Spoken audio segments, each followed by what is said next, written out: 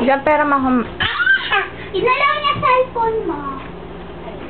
Isasabi niya. Diyan pera mo mamaya ng laptop, ha? Na-download ko yung ano.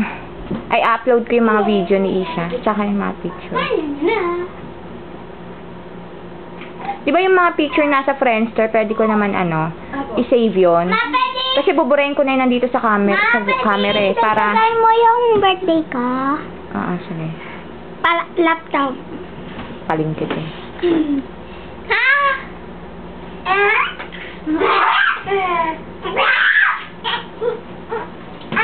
Kunin mo isang bibi niya. Ay, tama na pala. Matutulog na. Hindi pala dapat yung pinatatawa. Tama na, hoy. Sabi kasi ni doktor eh. Kaya binabangungot. Kaya ano. Kaya sa gabi, umiingit-ingit. Kasi pag matutulog daw, pinatatawa ng pinatatawa. Masama daw yun. Kaya sa gabi, nag-aan siya. Umiingit-ingit. Dapat daw hindi.